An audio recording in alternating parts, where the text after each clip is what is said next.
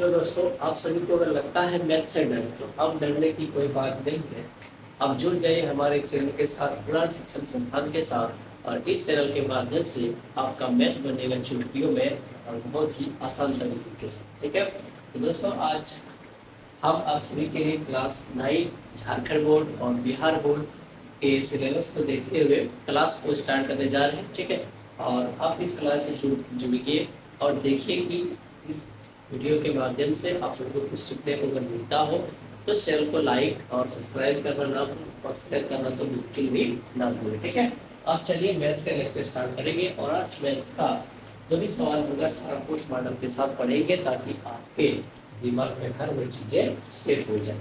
ठीक है दोस्तों, तो चलिए ज़्यादा देरी न करते हुए स्टार्ट करते हैं आज अपना क्लासेस। तो हम लोग पहला जो टॉपिक है क्लास 9 का,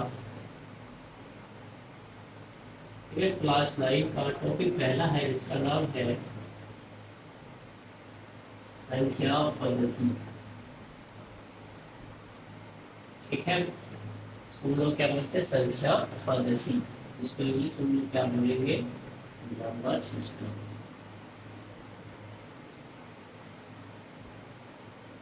ठीक है, तो संख्या पद्धति का मतलब क्या होता है कि इसमें हम लोग बेसिकली संख्या के बारे में पढ़ेंगे। ठीक है, तो हम लोग को पहले से पता होता है कि संख्या क्या है। संख्या का मतलब ऐसा चीज, ठीक है, जिसको हम लोग लिख सकते हैं, जिसको हम लोग पढ़ सकते हैं, इसको हम लोग संख्या के नाम से जानते हैं। ठीक है, तो अब जो होता है संख्याओं को यहाँ पे क्या किया गया है, बांटा जाता है। ठीक है दोस्तों, तो पहली संख्या जो होती है वो दो प्रकार की होती है। ठीक है, एक परिमेय संख्या और एक क्या होती है, अपरिमेय संख्या। ठीक है, अब इस परिमेय संख्या का बहुत सारा पोस्टमार्टम करके इसको निकाला गया है। इसी से पूर्ण संख्या निकाला, ठीक है, प्राकृत संख्या, और इसी से फिर बनेगा हम लोग का पूर्णांक संख्या। ठीक है, इससे कोई भी संख्या नहीं बनता, एक ही संख्या है, अपरिमेय संख्या। ठीक है, चलिए अब आगे देखिए। तो पूर्ण संख्या का मतलब क्या होता है, इसको हम लोग वैल्यू सूट करते हैं, इसको होल नंबर बोलते हैं। इसको हम लोग एल सूट करते हैं, प्राकृतिक संख्या बोलते हैं, और इसको हम लोग जेड सूट करते हैं, इसको पूर्णांक संख्या बोलते हैं। ठीक है, इंटीजर नंबर बोलते हैं इस चीज को। ये जेड जो है वो जर्मन के द्वारा लिया गया है, जिसका मतलब होता है संख्या, इसलिए इसका नाम जेड रखा गया। ठीक है, होल नंबर का मतलब क्या होता है, जब पूरी संख्या का खोज हो जाता है, मतलब संख्या जीरो का खोज हो जाता है, तो उस संख्या को हम लोग पूर्ण संख्या कहते हैं। ठीक है, प्राकृतिक संख्या का हुआ एक से लेकर के स्टार्ट होती है, और पूर्ण संख्या क्या होती है दोस्तों, तो ये माइनस से लेकर के प्लस तक शुरुआत होती है। ठीक है, इसको हम लोग प्राकृतिक संख्या और इसको पूर्ण संख्या के नाम से जानते हैं। और ये जो रेशनल, इसको हम लोग रेशनल नंबर से आर शुरू करते हैं, इसको हम लोग इरेशनल नंबर आई आर शुरू करते हैं। रेशनल नंबर का मतलब ऐसी संख्या है जिसको हम लोग p बटे q के रूप में लिख सकते हैं। ठीक है, तो p बटा q के रूप में लिख सकते हैं, और इसको हम लोग p बटा q के रूप में नहीं लिख सकते। अब ऐसा क्यों हो सकता है, तो इसका लॉजिक देखिए। ठीक है, तो p बटा q का मतलब सीधी फंडा क्या है कि q जो है वो कभी भी जीरो के रूप में नहीं होना चाहिए। ठीक है, इसीलिए इसको परिमेय संख्या कहा जाता है। अब देखिए ये जो संख्या होती है इसको भी हम लोग p बटे q के रूप में लिख सकते हैं। ठीक है, कोई दिक्कत नहीं है, यहाँ भी q का मान जीरो हो ही नहीं सकता। लेकिन जो रूट जो संख्या होती है, ये संख्या क्या होती है, अपने आप में पूर्ण ही नहीं है होती। ठीक है, यानी कि जब इसका हम लोग वैल्यू निकालेंगे तो वैल्यू क्या होगा, और रिपीट करता हुआ चलता जाएगा, यानी कभी भी संख्या समाप्त ही नहीं होगी। ठीक है, इसी प्रकार से इसको अपरिमेय संख्या बोला गया, और ये p बटे q के रूप में नहीं डिनोट होता है। ठीक, चलिए ये संख्या जो होती है इसका केवल फंडा क्या है कि p बटे q के रूप में हम लिख सकते हैं। तो इसका मतलब हुआ केवल नीचे का जो टर्म होगा उसका वो जीरो नहीं होना चाहिए। अब बोलोगे कि अगर जीरो हो जाएगा तो क्या कर लेंगे इसका, तो मान लीजिए कोई संख्या 3 बटा 0, देखिए फर्क आप समझो, अगर 3 बटा 0 है, कोई संख्या 0 बटा 3। ठीक है, इसी प्रकार से सवाल ये पूछा जाता है, एक दिया 4 बटा 0 और दिया था 4 0 बटा 4। ठीक है, तो आप इस संख्याओं से फर्क कर सकते हैं कि ये p बटा q के रूप में होना ही क्यों चाहिए। ठीक है, चलिए अब देखो, अगर 0 से किसी भी संख्या को भाग लगाते हैं इसका जो मान होता है वो इन्फिनिटी आता है, मतलब इसका कोई वैल्यू परफेक्ट नहीं निकलता है, इसलिए इसको इन्फिनिटी मिलता है कि असीमित संख्या। ठीक है, ये जो संख्या है, जब किसी संख्या को जीरो से भाग देंगे तो हम लोग को पता है कि क्या आएगा, जीरो आएगा। ठीक है, यहाँ भी क्या आएगा, इन्फिनिटी, यहाँ भी क्या आएगा, जीरो। ठीक है, आगे बात। तो इसीलिए इस प्रश्न का जो चीजें लिखा गया है उसको p बटे q के रूप में इसलिए लिखा जाता है ताकि नीचे का टर्म जीरो नहीं होना चाहिए। जीरो हो गया तो पूरा संख्या खेला खत्म हो जाएगा। ठीक है दोस्तों, इसीलिए बस छोटा सा सब घंटा था कि नीचे जीरो नहीं होना चाहिए। कोई भी संख्या ले लो, चाहे वो 100 ले लो, चाहे 200 ले लो, चाहे 1000 बटा कुछ भी ले लो, नीचे में जीरो नहीं। ठीक है, इसलिए इसको p बटा q के रूप में लिखा जाता है। ठीक है दोस्तों, चलिए यहाँ तक आपको समझ आया होगा। हम आगे देखते हैं क्या है इसके आगे। तो अब इसके आगे जो हम पढ़ेंगे, अब पढ़ेंगे कि कुछ थ्योरी पहले पढ़ते हैं। ठीक है, एक होता है इसी को वास्तविक संख्या के नाम से भी जानते हैं। अगले टॉपिक अगले क्लास में चीजें आएगी, इसको हम लोग वास्तविक संख्या भी कह देते हैं। वास्तविक संख्या का मतलब रियल नंबर जो वैल्यू हम लोग लिख पढ़ सकते हैं, उसी को हम लोग परिमेय संख्या और अपरिमेय संख्या के रूप में बांटा जाता है। तो यहाँ पे एक ऑब्जेक्टिव क्वेश्चन बन सकता है, क्या बन सकता है कि वास्तविक संख्याएं होती है, ऑप्शन दे देगा परिमेय संख्या होती है, अपरिमेय संख्या होती है, परिमेय तथा अपरिमेय और इनमें से कोई नहीं। आपका ऑप्शन क्या रहेगा, हमेशा परिमेय और अपरिमेय ही होता है, केवल परिमेय नहीं, केवल अपरिमेय भी नहीं होगा, तो दोनों नहीं होगा तो नहीं। ठीक है, चलिए इस प्रकार से इसको वास्तविक संख्या भी कह देते हैं। ठीक है जी, आगे देखिए। अब आप एक चीज और है कि दो संख्याओं के बीच, जो संख्याओं के बीच का जो गैपिंग होता है इसमें अनंत मान होता है, कोई फिक्स मान नहीं है। इसका मतलब अनलिमिटेड होता है, जितना लिख सकते हैं इसमें आप पाएंगे। ऐसा कैसे हो सकता है, आप कहोगे एक काम करो ना, एक से लेकर के दो तक जाने के लिए इसके बीच में हम लोग 1.1, 1.2, 1.3 ऐसे करते करते 1.9 का लिख सकते हैं। ठीक है जी, बिल्कुल सही है। फिर इस संख्या को 1.1 और 1.9 के बीच में फिर 1.101 इस प्रकार से लिखते लिखते हम लोग कभी भी इसको खत्म नहीं कर सकते। ठीक है, इसीलिए इन दोनों संख्याओं के बीच में जो संख्या होती है वो क्या है कि इसके संख्याओं के बीच में क्या है कि अनंत संख्या होती है। ठीक है, अब सवाल यहाँ पे पूछ सकता है कि दो परिमेय संख्याओं के बीच कौन सी संख्या होती है, आपका जवाब क्या आएगा, अनंत होती है, अनलिमिटेड। ठीक है, चलिए अब आगे क्या है, इसमें हम लोग पढ़ेंगे परिमेय संख्या निकालने की विधि। ठीक है दोस्तों, तो परिमेय संख्या कैसे निकालेंगे, दो संख्याओं के बीच में परिमेय संख्या निकालना है तो इसके लिए एक फॉर्मूला होता है r प्लस एस बटे में 2, या फिर इतना नहीं करो तो सीधा आप a प्लस बी बटे में 2 लिखो।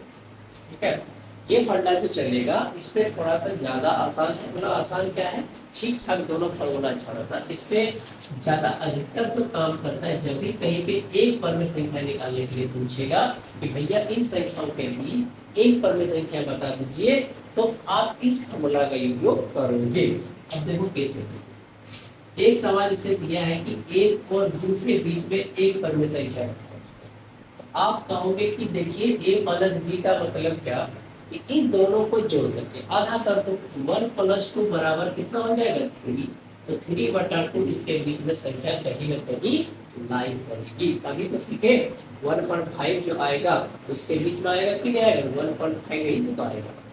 ठीक है, चलिए अब आगे भी अगर निकालने के लिए देता है तो अब ये तो आ गया, इसके बाद ये आएगा। ठीक है, इसके बीच में भी कोई आएगा, इसके बीच में आएगा, फिर वही घंटा लगा दो, 3 बटा 2 प्लस 2 और बटे में 2 आएगा जी। यहाँ पे 900 ले लेंगे तो 4 और 3 कितना हो जाएगा 7, और नीचे का दूना 7 बटा 4 आ जाएगा। अब इन दोनों के बीच में 7 बटा 4 आ गया। ठीक है, अब फिर इसको लीजिए, फिर आगे बढ़ते जाएगा तो 4 आ गया, 4 दूनी 8, 8 7 कितना हो जाएगा जी 15 बटा 8, फिर 15 बटा 8 और 2 के बीच में लेते चलिए ना जी, अनलिमिटेड निकलता जाएगा। ठीक है, ये इसका कुछ फंडामेंटल फॉर्मूला होता है। आगे देखते हैं। ठीक है, आप चलिए अब इसके अंदर दो और चीजें हैं। क्या चीजें हैं? कहीं अगर आपको सवाल में दे दिया जाएगा, क्या दिया जाएगा कि 2 और 3 के बीच में, ठीक है, 5 परवें संख्या निकालिए।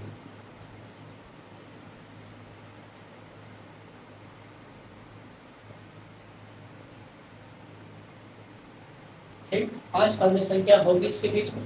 तो अब इसके बीच में 5 परवें संख्या कैसे होगी, आप इस चीज पे बताइए।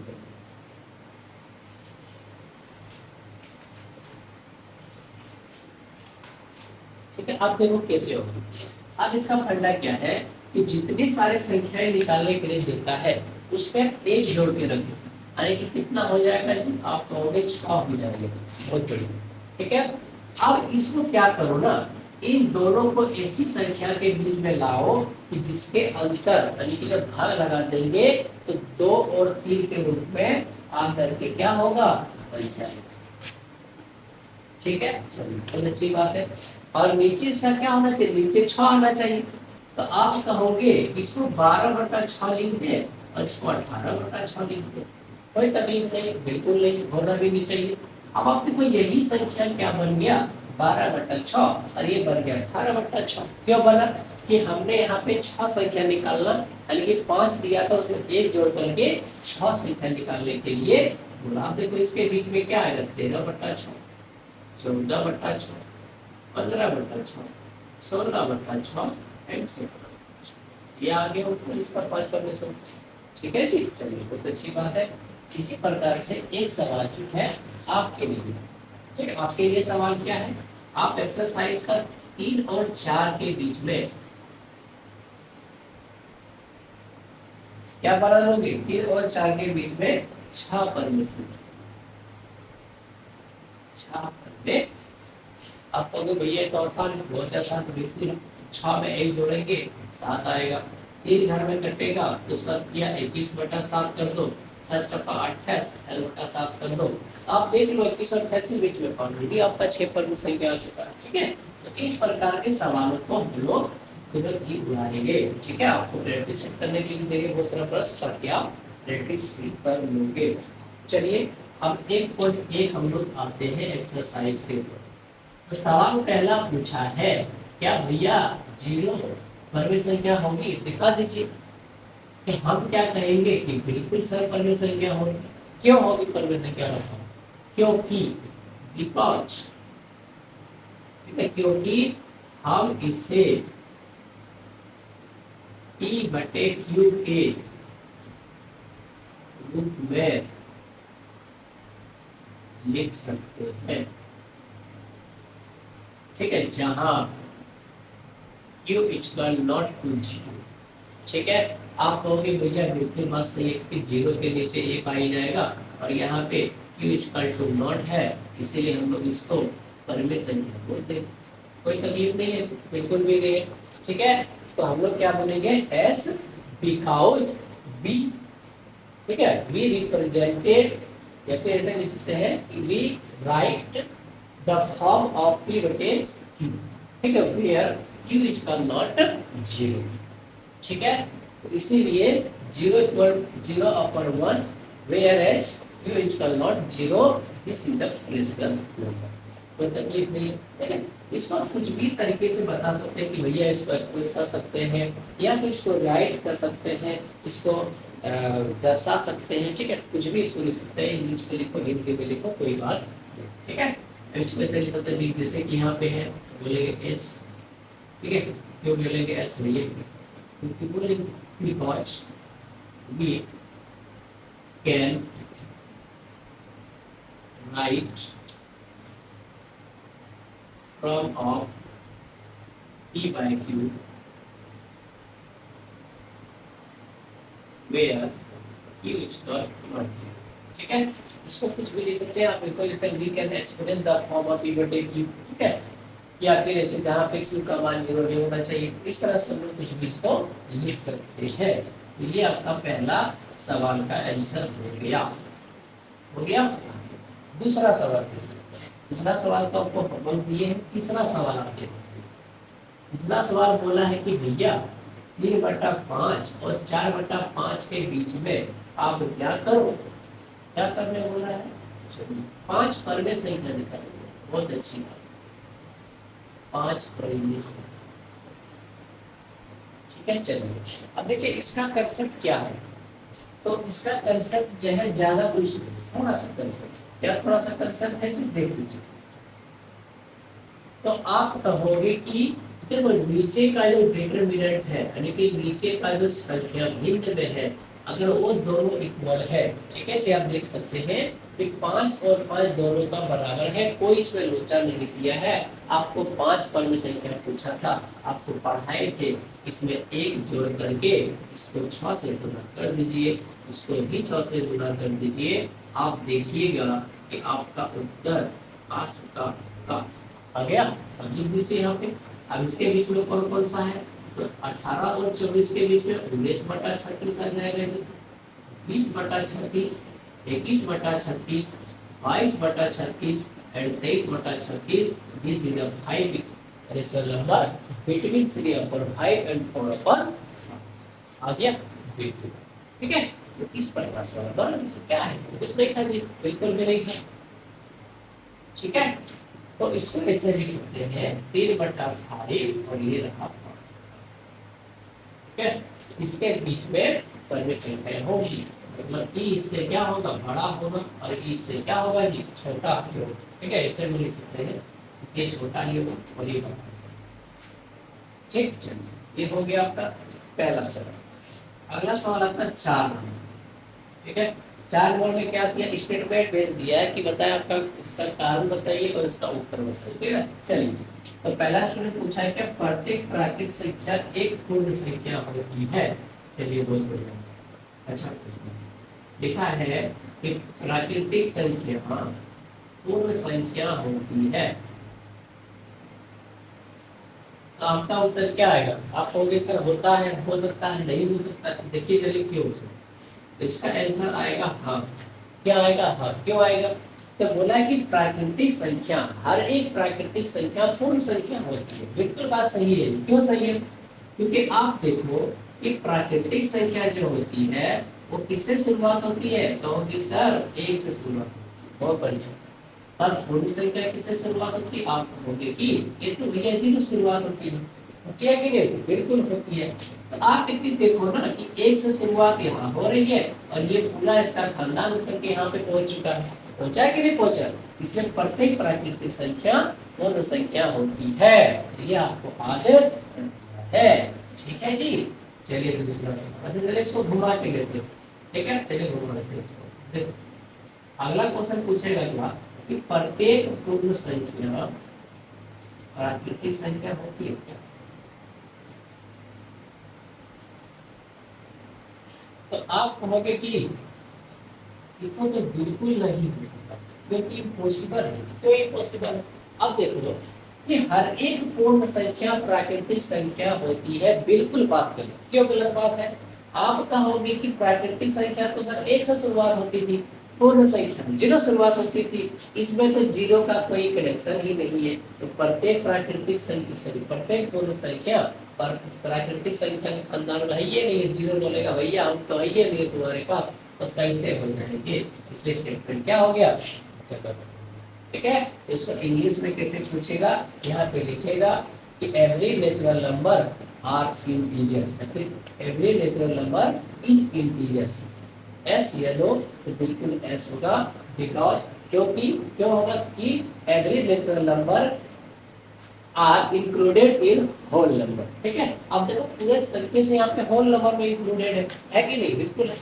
तो perfect every integers number is natural number. तो आप कहोगे बिल्कुल, क्या कहोगे? This is not possible because 0 is a whole number and 0 is a whole number, not a natural number। ठीक है, क्योंकि 0 एक whole number है तो प्राकृतिक संख्या है, सॉरी पूर्ण संख्या है, लेकिन क्या है? प्राकृतिक संख्या 0 नहीं है, इसलिए हम इसको हम लोग नहीं लिख सकते, बिल्कुल नहीं लिख सकते। ठीक है, चलिए ये नेक्स्ट का क्वेश्चन है। तीसरा क्वेश्चन आप देखिए क्या है इसमें। चलिए बहुत बढ़िया, आगे देखिए। और क्या है? एक सवाल पूछा है कि प्रत्येक पूर्णांक एक पूर्ण होती है। चलिए बोलते देखते सवाल क्या पूछा। प्रत्येक पूर्णांक एक पूर्ण होती है।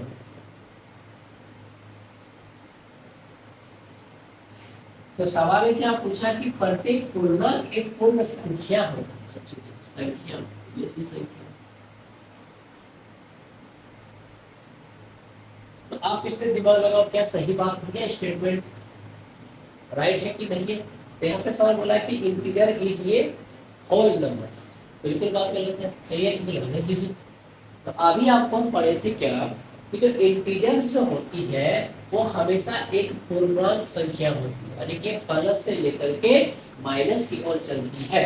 ठीक है, बिल्कुल सही बात। और पूर्ण संख्या तो पता है कि ये 0 से स्टार्ट होती है और 1 से चलती है। बिल्कुल सही बात है, बिल्कुल सही बात है। आप बताओ -1 -2 -3 शुरुआत होती है और ये संख्या तो 1 से शुरुआत होती है, 0 से स्टार्ट होती है। तो क्या ये सही है? बिल्कुल सही नहीं है, ये स्टार्ट नहीं हो सकती है, तो ये नहीं आंसर हो जाएगा। आया बात समझ में? क्यों आया?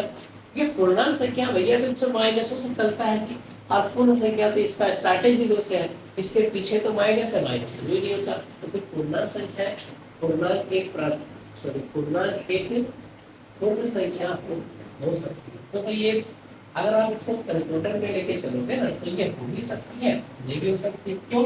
क्योंकि पूर्ण संख्या 1 से भी शुरू हो सकती है, 2 3 4 5 हो सकती है, और ये एक पूर्ण संख्या भी आती है। ठीक है, चलिए देखिए सही बात है। आगे देखिए अगला प्रश्न लास्ट पूछा है कि प्रत्येक परमेय संख्या एक पूर्ण संख्या होती है। अब क्या बात है, every rational number is a whole number. क्या बात ये पूछा है?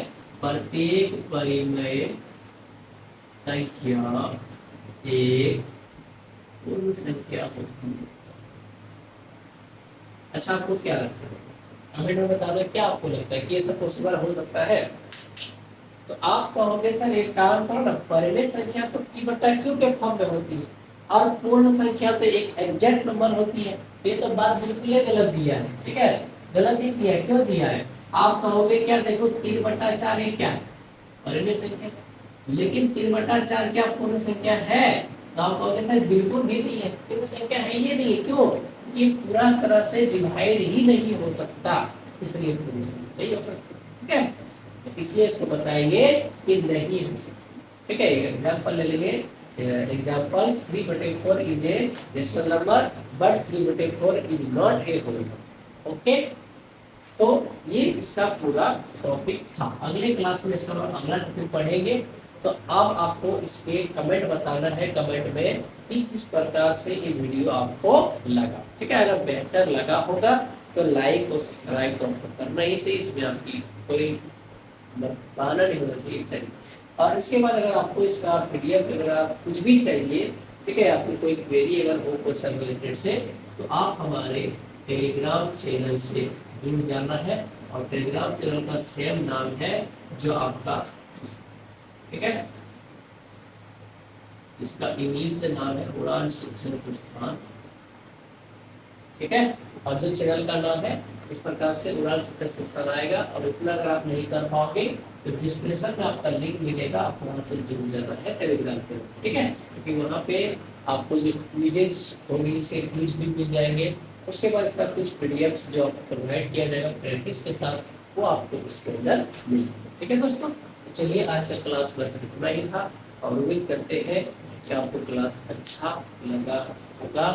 तो जय हिंद, जय भारत, राधे राधे।